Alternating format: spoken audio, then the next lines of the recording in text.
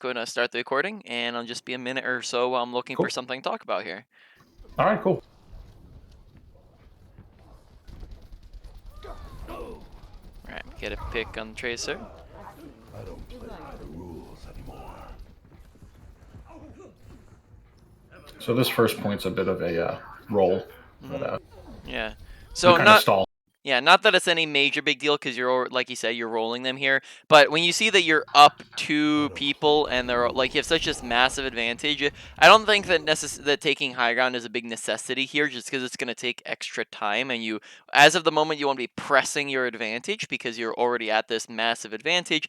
The longer you kind of don't put pressure on them, the more chances you give them to pull it around. So it's just very, very general, very small thing to begin here, but just we make this longer rotation, and we probably just could have turned that corner and started shooting at Zarya.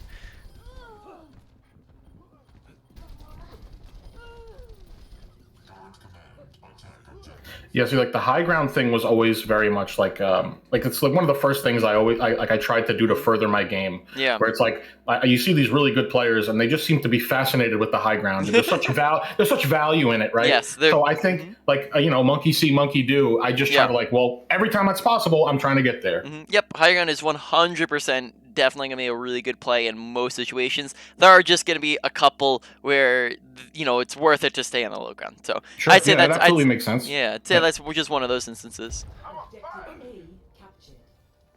New defense point. Objective B. Okay, nice pick.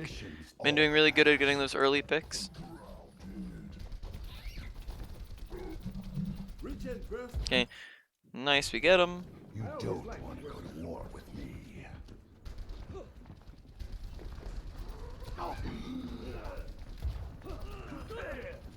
Alright, I mean, everything's looking solid so far. We've rolled them on first point. Second point's going well. Make sure when we're visoring that there's actually people in line of sight to visor, as we just kind of press the button here when there's nobody to shoot. So that one seems like a pretty much a given, but we'll keep an eye on to see if that repeats, and then we'll go from there. But just make sure that when we are visoring that we have people to visor, right? Yep, definitely a good call. I think this was definitely like there's a team fight happening. Shit, just press it. Press the button. Because then you see that pretty much the entire visor goes, and we don't get like a single shot at anybody, right? Okay. Additionally, because we're trying to chase value with the visor, we end up dropping and giving up the high ground, whereas I probably say you don't want to be the one going and touching point, just because that's so dangerous here.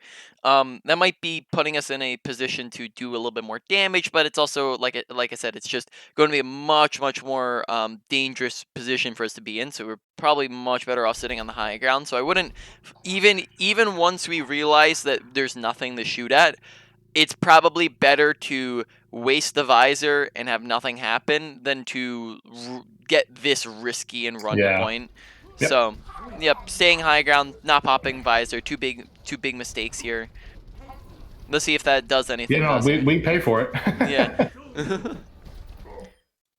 Okay. Dropping pack a little fast there because we actually didn't really have anybody looking at us or shooting at us. So, don't need healing if you're not taking damage. So make sure we're plopping down our health pack when we're taking damage and whatnot.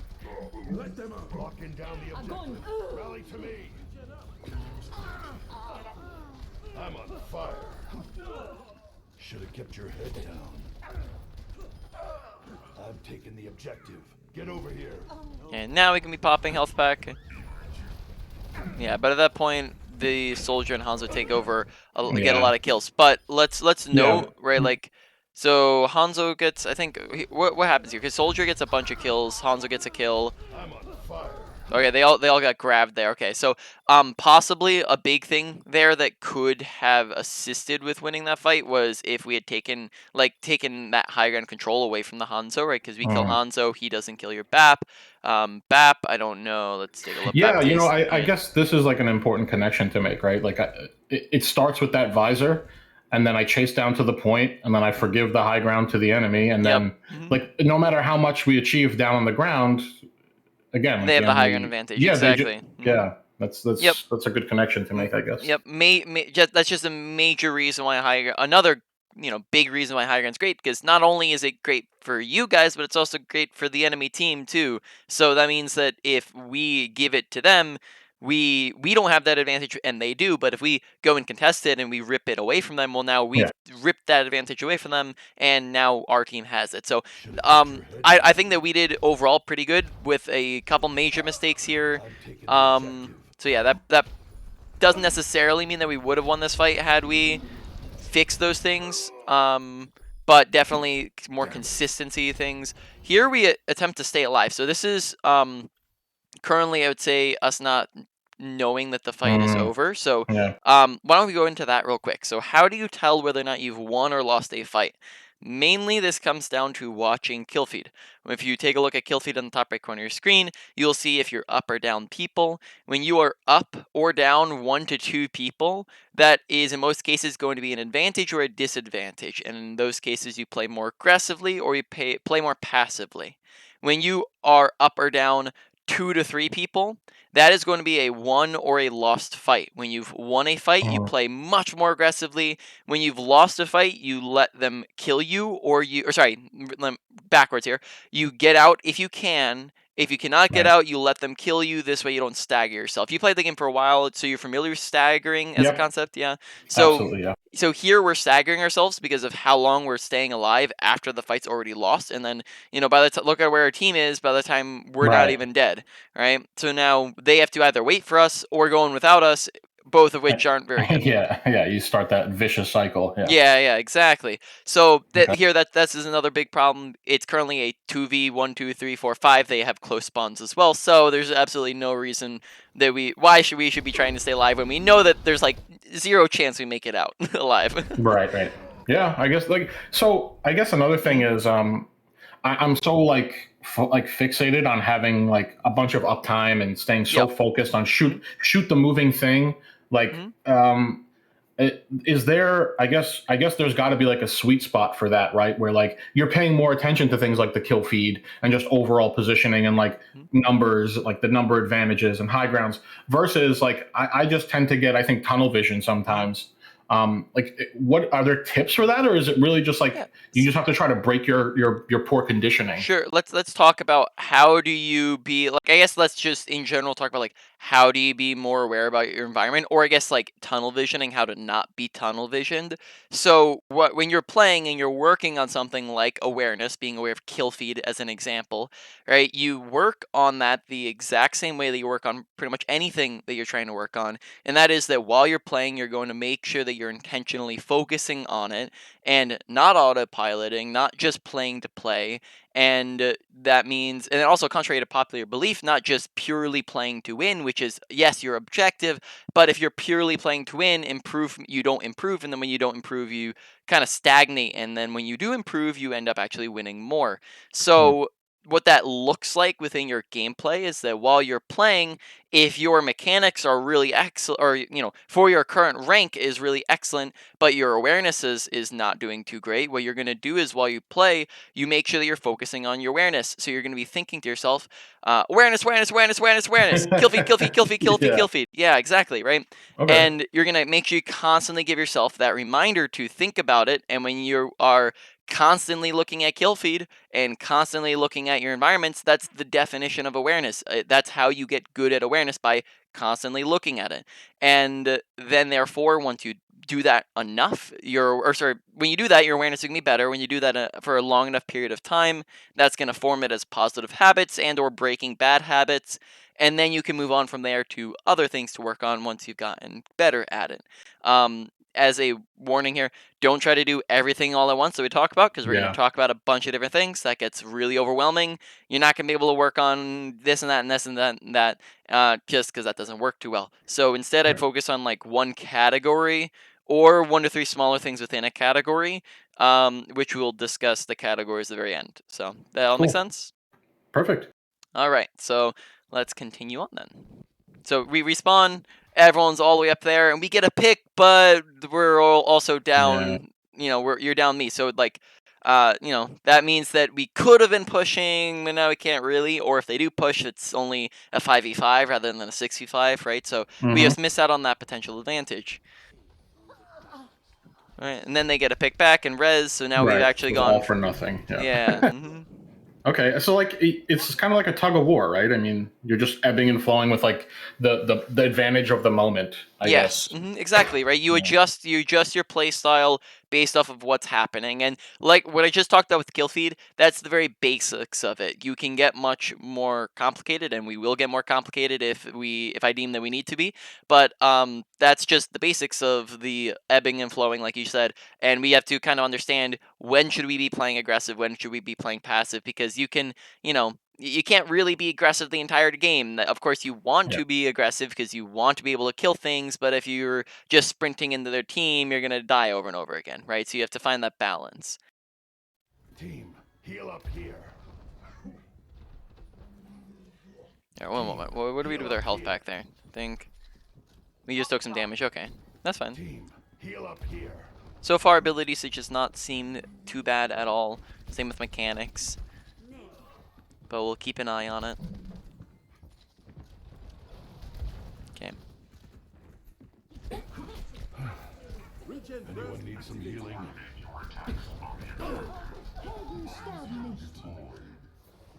Okay, so we hear our team's creating space for us. Little delayed to react to the space, so like particularly when you can see here that they're all sonicked, and you can see that nobody's actually peeking that doorway, and you can hear the balls just went in with mines. All we have to do here is just peek, see like, is anybody left side? No, we're good. So we're just a little bit delayed with pushing here, not like incredibly delayed though, but that misses out on maybe a couple seconds of opportunity.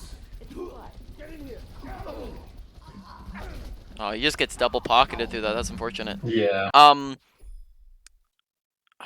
Okay, so we still have the soldier because we perceive him as a bigger threat.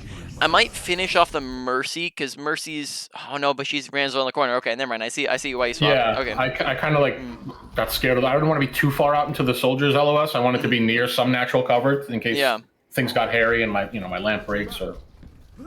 Yeah. Okay. And then soldier comes and kills us. Okay. I want to see how we approach this next fight because we might have to get into a little bit of a new topic if we try to just run up right side again.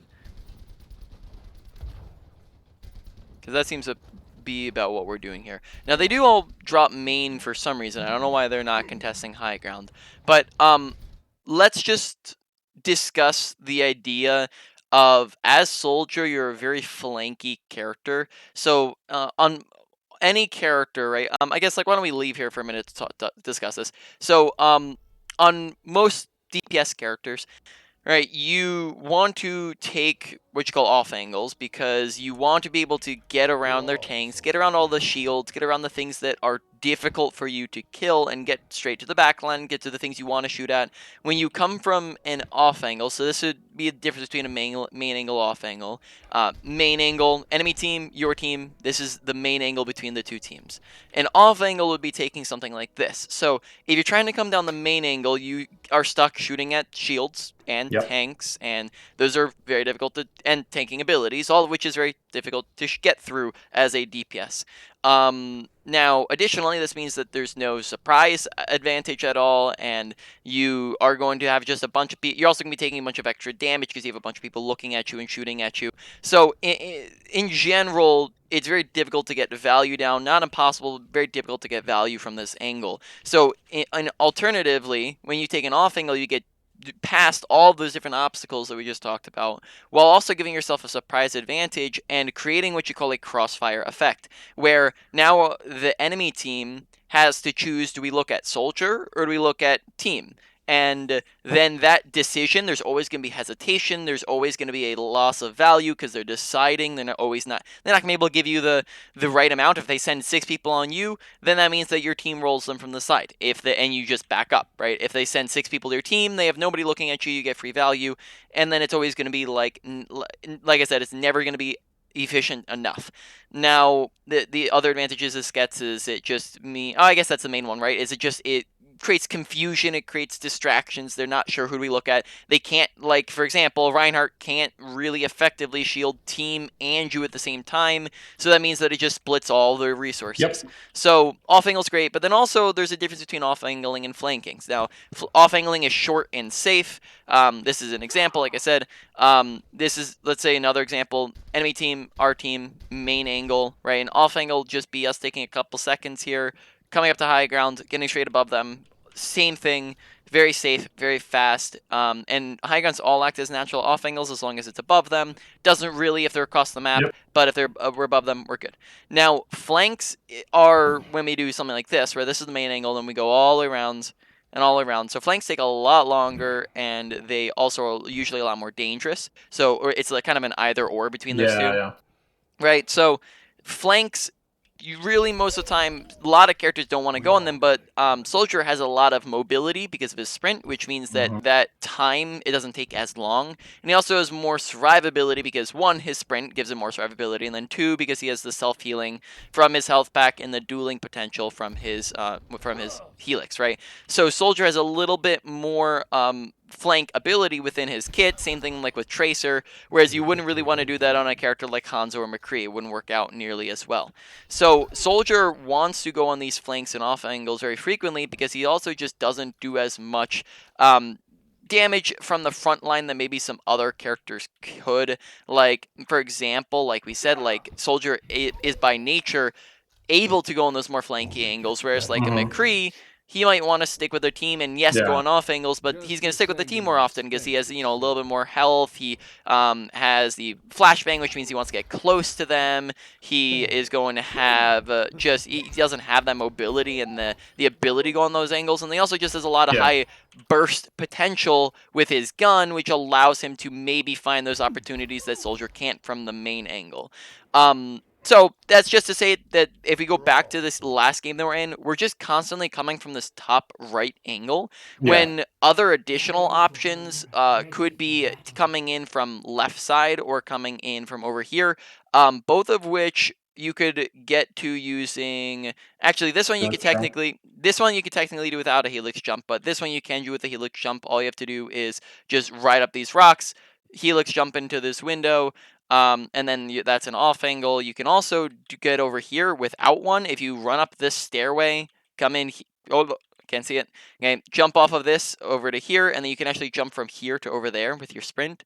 Doesn't even require Helix, but you can also just Helix across this void. Are you familiar with how to do a Helix jump? Yep, so you got it. So here I just recommend doing something like that rather than approaching from the right side, especially if you're finding that it's not working. If it is working, then go for it. If they're not contesting you, like they are for some reason here, they're not on high ground, that's fine if you take top right because it's faster and it's technically a little bit better positioning. But for all extensive purposes, like the higher up in ranks you go, they will be contesting that high ground, and you want to be playing as if you're playing at that higher rank because at the high, you know, if you're, let me explain that. If you are not playing as if you're playing against higher ranked opponents, then when you do go up against those higher ranked opponents, you're not gonna be able to hang with them. Right. All right. So where were we? We were somewhere around here, maybe. I think. Yeah. Yes, maybe a little later than this. No, we traded our visors here. Yeah, no, I think we're here because we never. I don't remember us getting Helix, and then they were always on high grounds in the other one. Or sorry, we never got nanoed, and they never gave us the high ground before this. Get in there. Get out of my. I've got you in my sights. Okay. Okay. Now, once again, in both of these scenarios, let me go back to the other visor real quick as well, because I believe in this one we did it as well. Notice that we are visoring blind. We turn the corner without knowing where anybody is when we visor.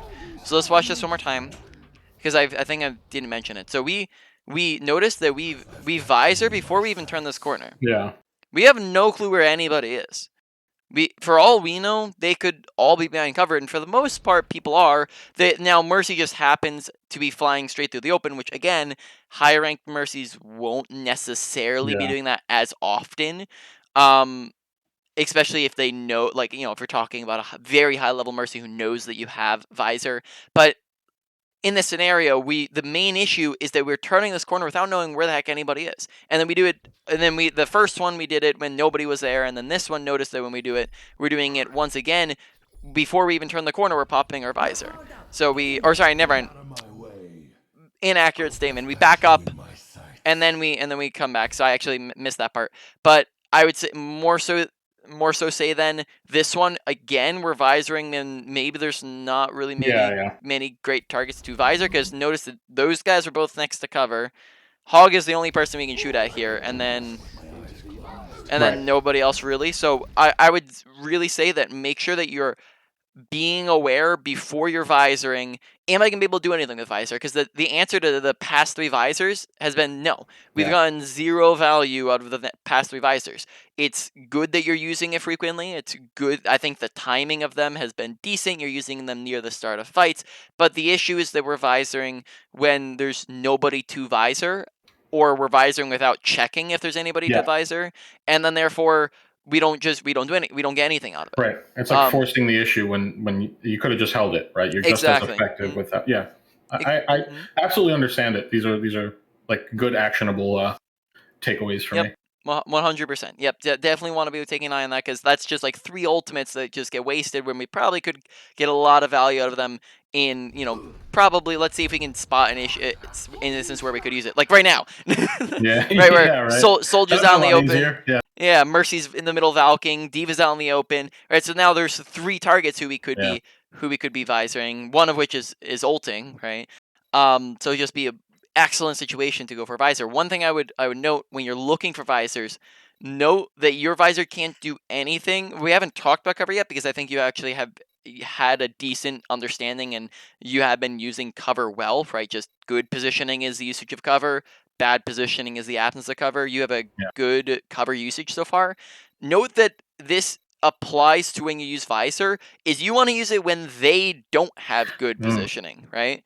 Because if they're all like, if you look back to this like 5 seconds ago, when you start visoring, the issue on the Mercy and the Soldier is that you're visoring when they're both like right next to cover. Yeah. Right? Which means that Soldier goes around the corner, Mercy goes around the corner, and then you can't do anything. Neutralized, right? Exactly. Yeah. So rather than notice in this, 5 seconds later, where you have 3 people smack dab in the middle of point, now they don't have any cover. Where's Soldier going to go where he gets cover? Where's Mercy going to go where she gets cover, right? Now this visor becomes a lot more actually going to be able to do something, because they can't just run around the corner. So definitely pay attention to that as well when you're visoring.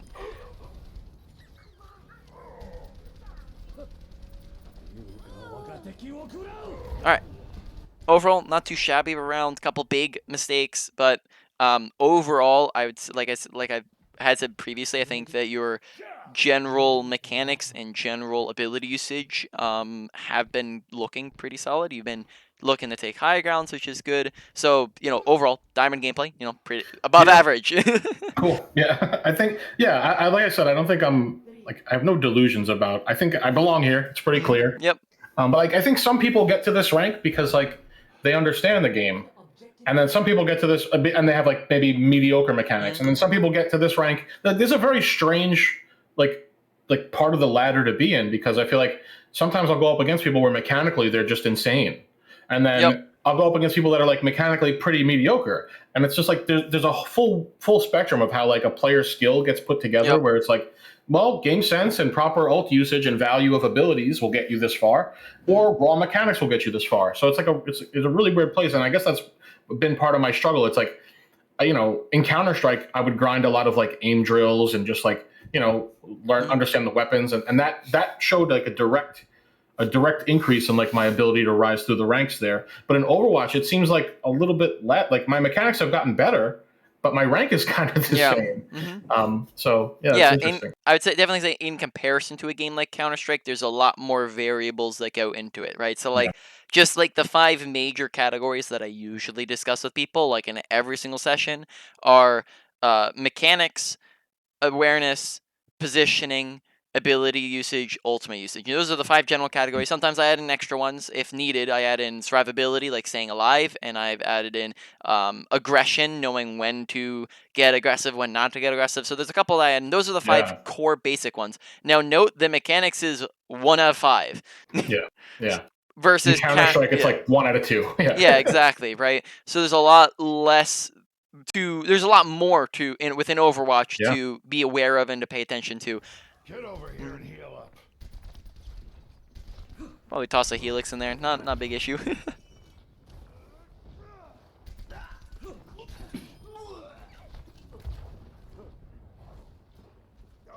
Yeah, good starting position. I like it. They were standing here. Note in case, because I'm pretty sure we Helix up to the top right. You can jump up there, Yep. without needing the Helix. I'm not sure if we were aware of that or not. It's Actually, just I wasn't. I always assumed that you needed to yeah. get up that incline with a little boost. Yeah, you can. I believe if I'm no, it's a little bit weird. You might have to try it a couple times.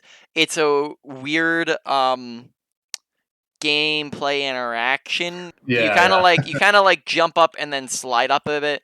Okay. I can't remember or not. You might have to like do it on this left side. I'm not sure if there's a difference between jumping up the left or the right. I think it might maybe because of just be because of this side is slightly higher. You can see that, Yeah, yeah, but yeah. I try it, mess around with it. Just means that you Yeah, don't have to yeah. waste your ability and take some damage. Just something to know. Okay.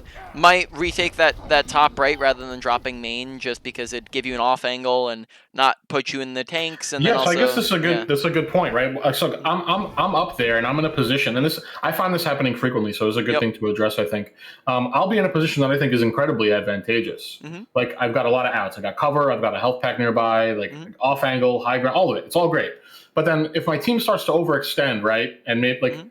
I'm forced to make a decision there where it's like, do I want to play this conservative, advantageous position, or do I just like jump in with the apes and like Mhm. like pile in with them? Yeah. I'm generally inclined to be like, well, listen, if 4 of my teammates are going to make a bad decision, I may as well go with them rather than play by the textbook and then like, well, I'm the last one alive and we lose anyway. Yes. Like that's always a very strange decision you have to make kind of mid game. So like, what do you suggest in those times? Like, is it am I You spot on? Like, you just are spot on. If you're okay, that's a quote from Jane, Overwatch League coach, right? He says when one person is doing something stupid, that's called feeding. When a team is doing something stupid, that's called a strategy. yeah, Right? So um if your whole team's being stupid, go and be stupid with them. Otherwise, okay, you're the one person being stupid because right, you're not participating. Here, though, your team is not necessarily overextending. You have your ball and your Reinhardt, and then even I would say here though that like you can't if they were to overextend, which they just push forwards a couple inches and then immediately back up like 2 seconds later, yeah, and then ball, if you have one ball going in, that's nothing to worry about because ball has high mobility and he does that occasionally, right? right, Um, and then even if it's one person feeding, you kind of let the one person feed if the one person is feeding.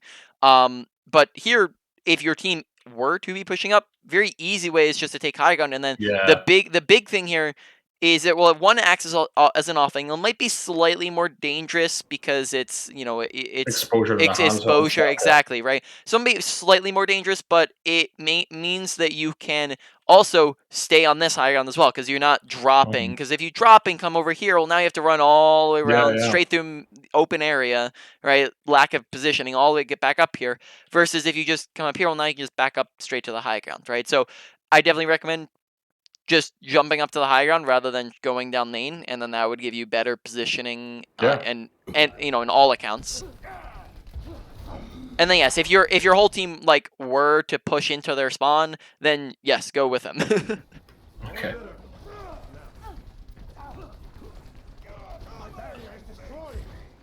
Okay. Shooting at a lot of Zarya, Sigma, and then Yeah, also Genji deflect. So just watch for all of those. Be aware of them. General rule for Zarya bubbles. If you think that you can kill her through it or kill whoever's bubbled through it, shoot at it. If you can't, then don't. Then you probably shouldn't be shooting at it because you're just giving her energy. Same with Sigma. just don't shoot at him, because then you're just giving him free health. So here we just shoot at him a little longer than we should have, and then Genji we also were shooting, had his deflect a little bit. Okay. Now that we're on this right side, might be taking the, like, we kind of got rotated over here. Probably be a good idea to rotate back to the high ground. But we do stick down main and then rotate back left, so we're just not really maintaining that. That lets Genji slip through. Note if we were, like, over there, we probably could contest that. Yeah. Not let him slip through. Yeah, so he kind of like saw that as his opportunity, right? Oh, Soldier's Yeah. not there anymore. Let me go. Yep. Be a flanker.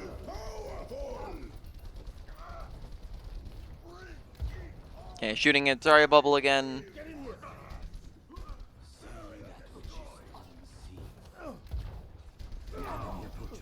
Shooting a Sigma.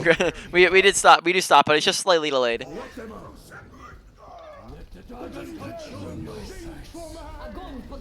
Oh. Now that was not a bad timing in Visor. That one was much better, because we knew that even if they were to back up, you could also say it's like a zoning Visor, because they're pushing very aggressively. That's what I'm thinking here. I'm thinking like, well, they pushed a Q, and I'm going to push one to try to counter it. Like they're clearly trying to advance. Now. Yeah, exactly, right. Because try to like blanket them with it. When you see that they're advancing here, it's likely that they'll continue to advance and just walk into your Visor. And then even if they didn't, then it still gives your team space and whatnot. So, and then you note that Sigma's fluxing. He's going to try to stay on the open to actually flux you guys. There's other people on the open. Oh, I skipped forward there, and then we actually do get a kill out of it. So that's good. Like all good. And then we get a bunch of damage on Sigma, but he just gets visored. Let's rewind that for half a second. So we get grabbed, and then Sigma flux, I think, is what happens. We're trying to use the visor. I think we were trying to melt the Sigma before he was able to flux us, was the idea. Rather than trying to run away from it. Yeah, I think like the enemy was posturing in a very obvious way to me that they were looking. This was their time. They were going to push in. Yep. I think after enough hours, you can kind of sense that sort of thing. Like you can just they're all geared up, they're all moving in. So that was my idea there. Like let's just try to zone it, call it whatever. Yep. New defense point. Objective B.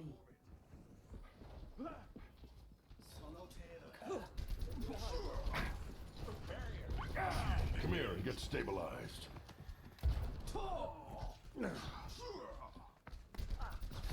I am ready.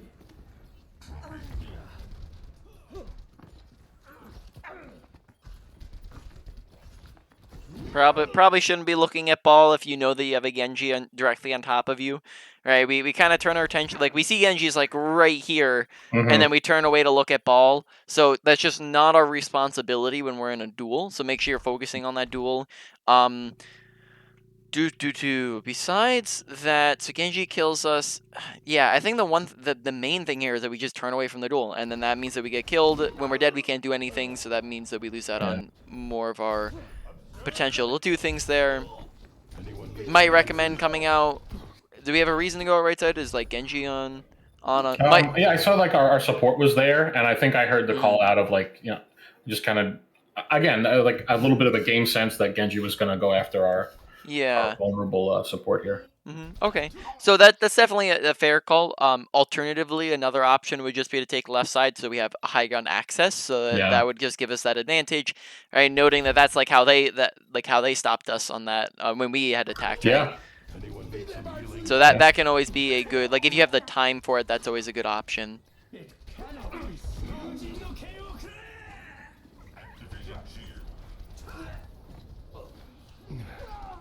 Oh, wrong button. Where were we? We were around here.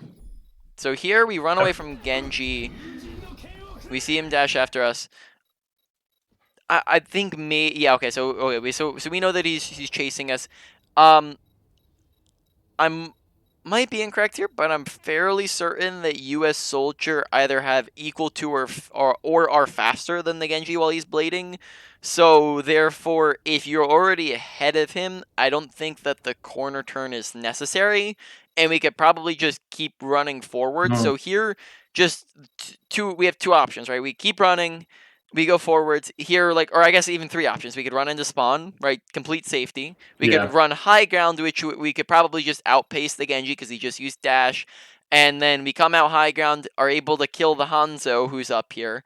Genji probably, I would imagine, stops trying to chase you after he sees like Lucio or something, right? We come out, take high ground, we contest Hanzo, right? Or we go to point. Yeah. I probably say point is like the worst option just because it's so dangerous and it gets us killed pretty fast here, I'm pretty sure.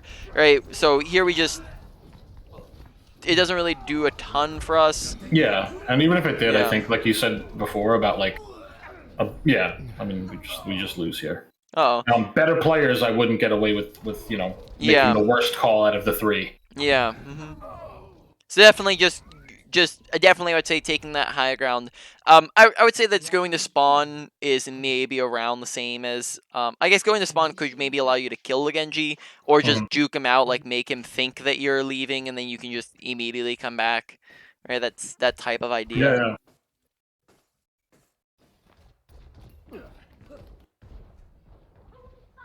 Defend objective A.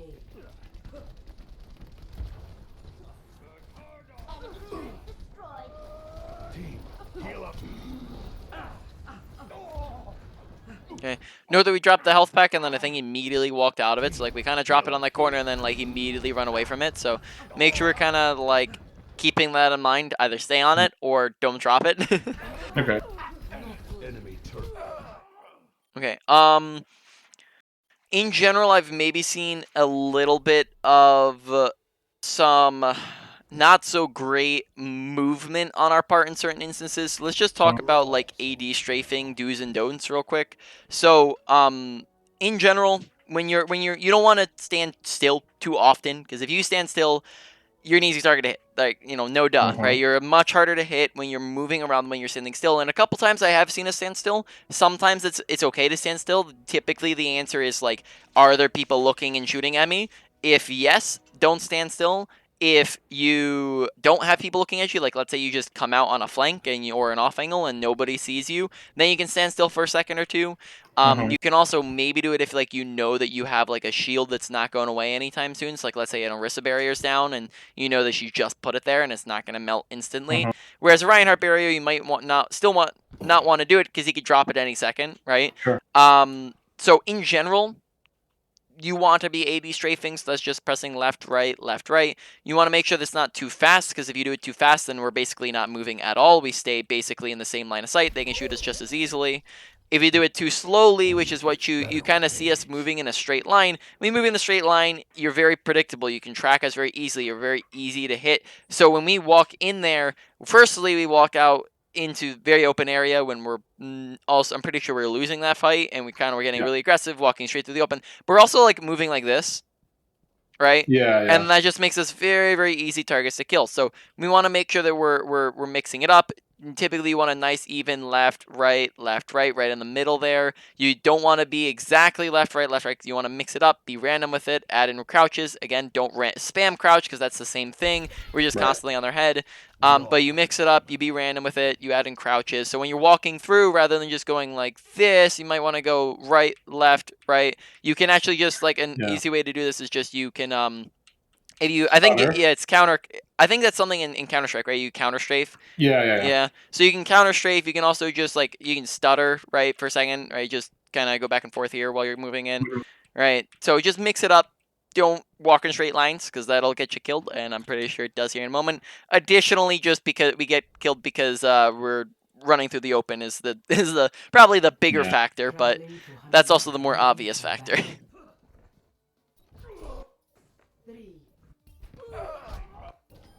All right, so here we're pushing.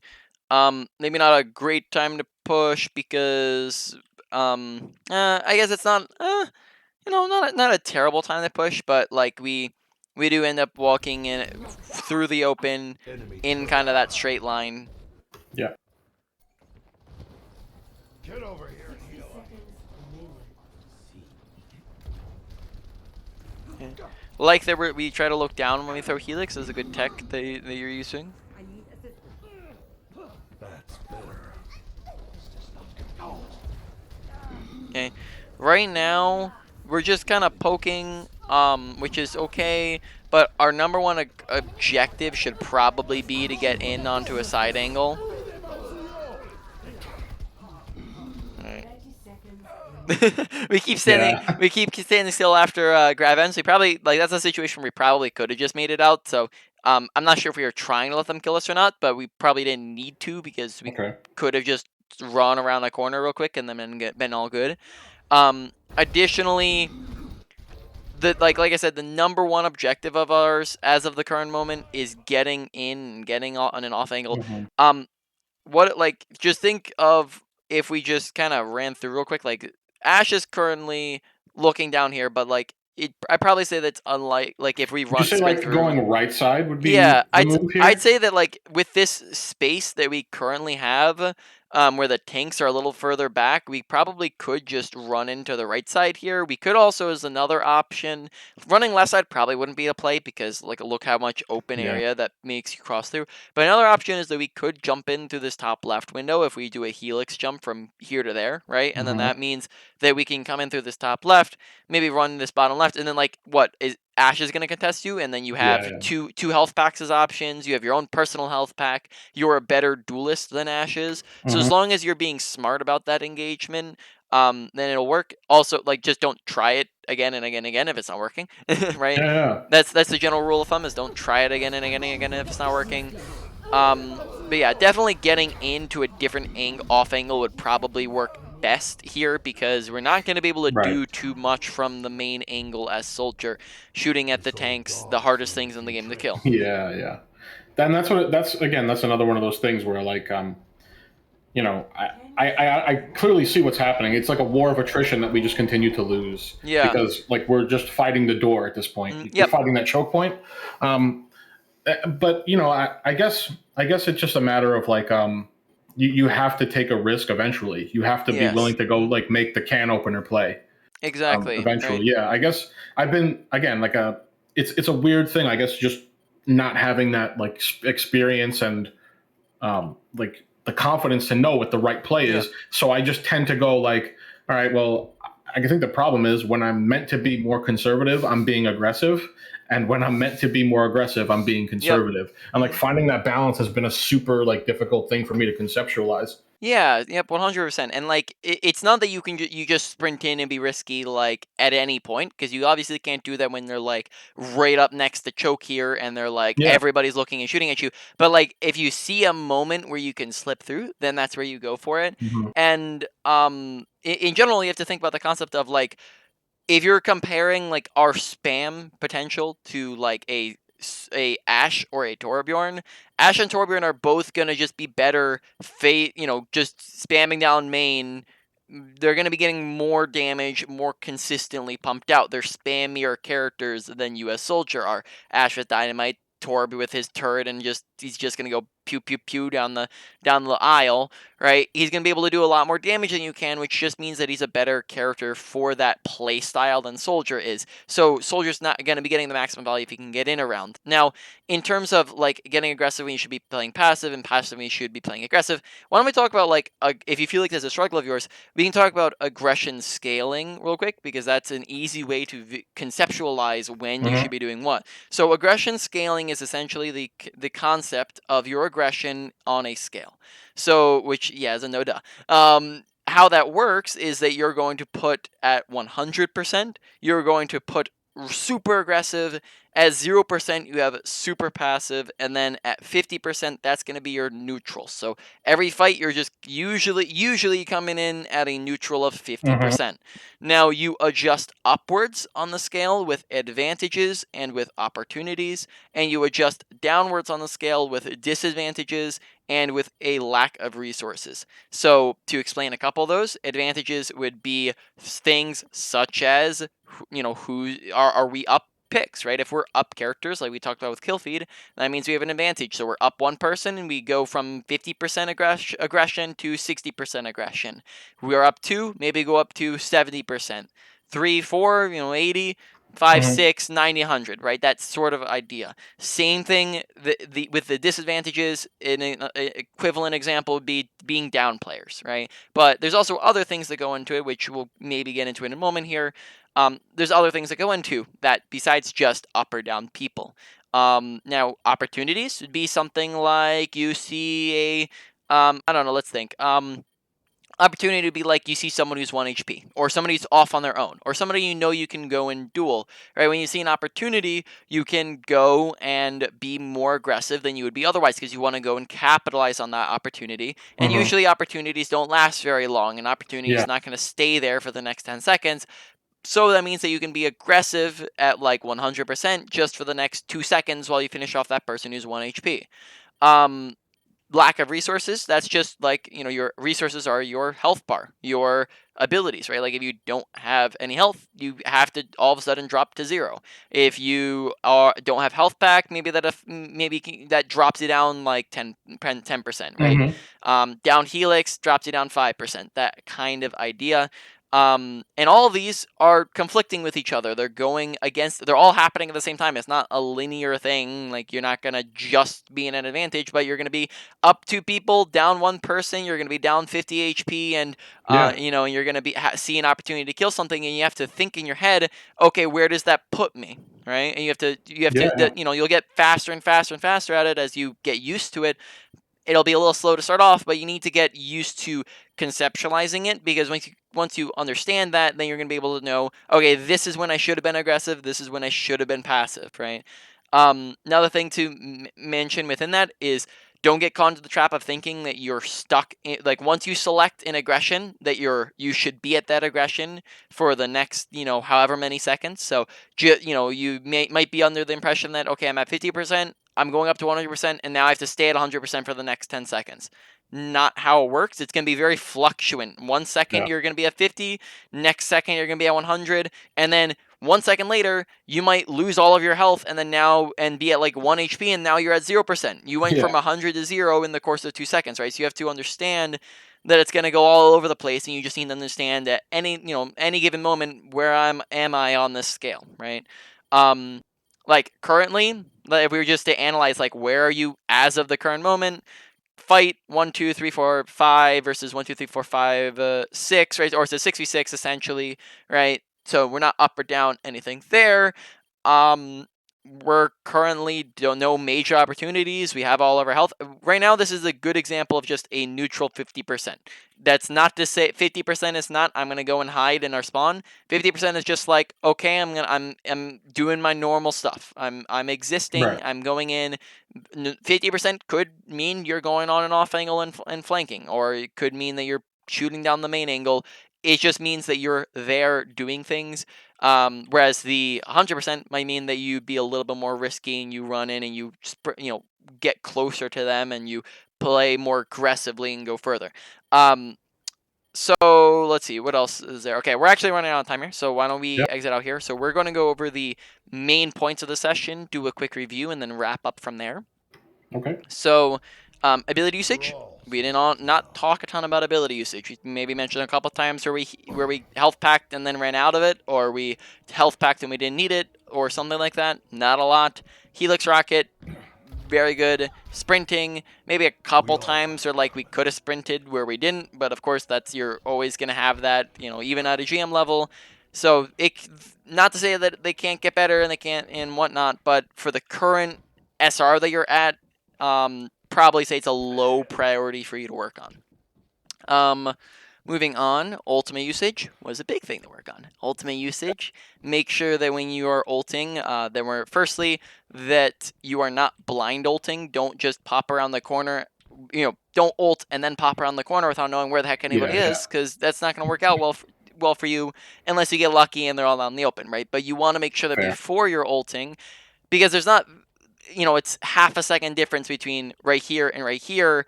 That's not going to be wasting too much time off your ult, right? So if you don't know where people are, then don't, turn around that corner with a visor. Now, there are ways that you can know people are there all around the corner, like you could have previously peeked, or you could know from what your teammates told you, or you could hear them, or you could see them with a sonic, right? So there are ways, but don't go in blind. Additionally, ult when you can actually see people to shoot at. Don't ult when there's nobody in your line of sight. And then make sure that when you are ulting that they're out in the open in bad positioning, not all near cover like that, right? Like if they're all over there, then we can't shoot at them. If they're right here, well then sure, go, feel free. That's where they're in a good position to shoot at them. Overall, ults probably, trying to think of where that goes. Probably a medium, possibly a medium high priority for you to work on. Though let me think about where it goes in kind of the placement with the other ones. Moving on, mechanics. Within mechanics, you generally had very good mechanics, though I would say target priority. I don't think we directly addressed target priority, though it's still a thing to work on. So like maybe that's something we could go in depth in the future. But in general, tanks aren't what we want to shoot at because they're the most difficult things for us to shoot at. You want to shoot at squishies. You want to shoot at the easiest things to kill because those are the things that you're going to be able to kill the easiest. So work on that because sometimes we were just sitting there shooting at the tanks and that's not going to work out too well. Besides that, was there anything else in mechanics? I think that was pretty much it. Within mechanics, I don't think mechanics is a very major category. So overall, mechanics probably like a low to medium priority for you to work on. Okay. Moving on, then we have positioning. Positioning, make sure that you're taking off angles and flanks. Off angles and flanks are how you implement what we just talked about with target priority into practice. That's how you're actually going to be able to get around and do things effectively. Make sure you're looking to take them. Then besides that, we had a good usage of cover. Know that high ground isn't always the situation, but in a lot of situations it is. Sometimes we dropped when we shouldn't have dropped. Sometimes we went to high ground when we could have, or that one time where we went to high ground when we probably shouldn't have gone high ground. So just keep that in mind. Besides that, not a ton of other things. So probably say this one goes to like a medium priority for you to work on. Then finally, we have awareness/aggression. These two usually are combined because they're so interconnected. Yeah. You can't really know when you're playing aggressive if you're not paying attention to your surroundings. So your awareness directly impacts your aggression, even though you could pretty much separate these into two full-sized categories. Which typically ends up meaning if you add in awareness, or sorry, if you add in aggression here, this typically goes to the top, which is what it's probably going to be here. Awareness, make sure you're paying attention to, I think your HUD was good. Make sure you're paying attention to kill feed. That was a big one, right? Pay attention to when you're up, when you're down. 1 to 2 is an advantage or disadvantage. 2 to 3 is a won or lost fight. You play more aggressively or passively. When you've won a fight, you play super aggressive. When you've lost a fight, you let them, you get out if you can, or you let them kill you so you don't stagger. And then finally, also just want to make sure you're not using ults in won or lost fights. And then besides that, make sure that you are just generally paying attention to who's around you. That was an important thing with our visor. Make sure you're paying attention to, like, where's my team at? Where's the enemy team at? Where is everybody in relation to each other? What's everyone doing?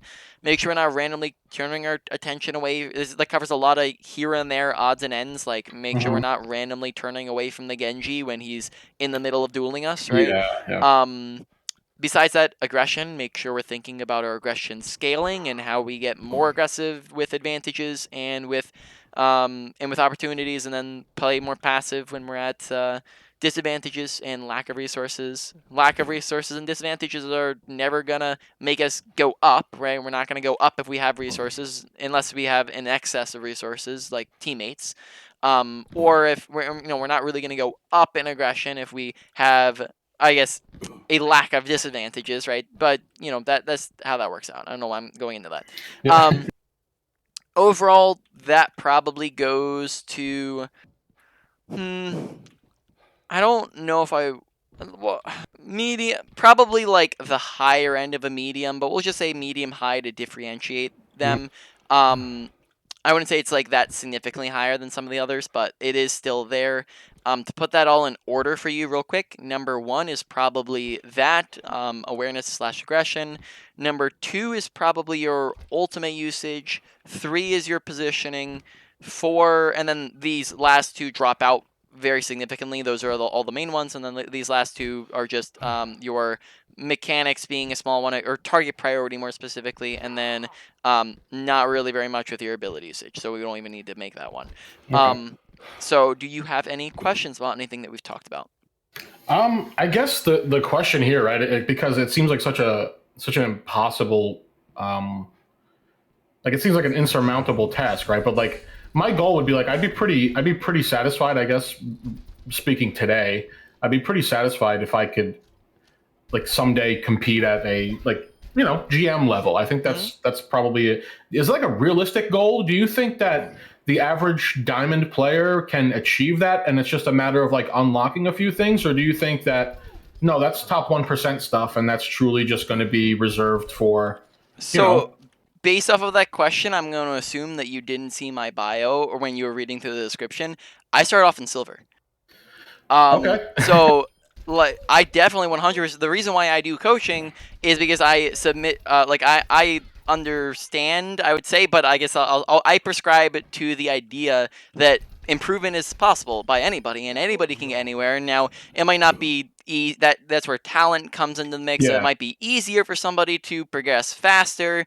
Somebody might start off, so yes, people can be talented at improving. Somebody can be talented, and then that starts them further up the line.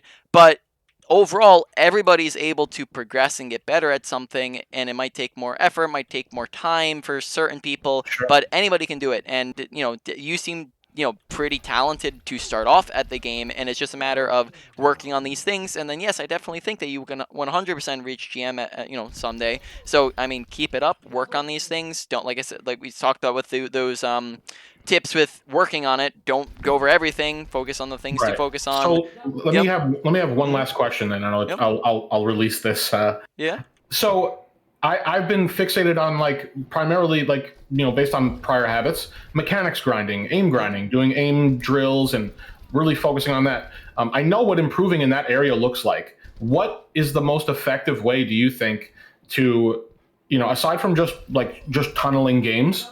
What's the most effective way to develop these things like awareness and understanding better your aggression scale, and like these are way more abstract ideas for me, so Yeah. like what's the practical way to practice these? Yeah, so it definitely is a very much more abstract idea, but you're not gonna have like some drill that you can just kind of go into and be like, okay, I'm gonna work on my awareness by going into this specific drill that I Yeah. assign you. That's not necessarily how it works. So that even though it is an abstract idea and can be a little bit more complicated to get better at. It's essentially the concept that I did talk about before of I'm going to go and I'm going to get into this game, and I need to have in mind before and as I'm in this game, okay, the number one thing I'm working on isn't maybe awareness slash aggression is a massive category. So let's simplify it and start off with I'm going to pay attention to kill feed. So I'm going to go throughout this game and I'm going to dedicate not 100% of my thought Yeah. process, Yeah. because then, if you think only about kill feed, then you completely forget about everything else. It's more so like maybe put 50% into kill feed. So I'm going to go through my gameplay. I'm going to be going, okay, I have to think about kill feed. Okay, what's happening in kill feed right now? Okay, and nothing's happening. I'm gonna go kill stuff. I'm gonna do stuff. I'm gonna do stuff.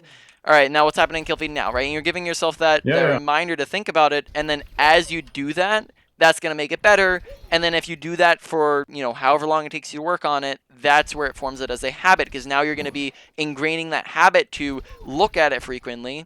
And tip for it is don't look at it all the time. Look at it when stuff is happening, right? Because you'll see it out of Yeah. your peripheral vision. You don't have to look at it if nothing's happening. You look at it if there's stuff happening, right? So does that, I guess, make sense? I don't know. I don't think it directly answers the question, but like I guess to answer it more clearly, there isn't. Besides that, I wouldn't say that there is another direct way to improve upon something like awareness or something like ability usage. You have to go Okay. into a game, play, and think about it. Okay. I think yeah. I mean, it's one of those like it's that simple kind of things. Don't overthink it. Just Yeah. think about it. Yes. Okay. Exactly. Yep. So anything Cool. else?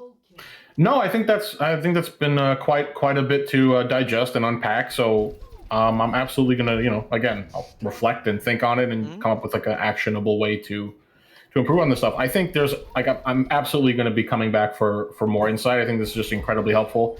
Um, Double kill. I enjoyed it. I think it was All great. right, sounds good. So I'm gonna stop the recording there,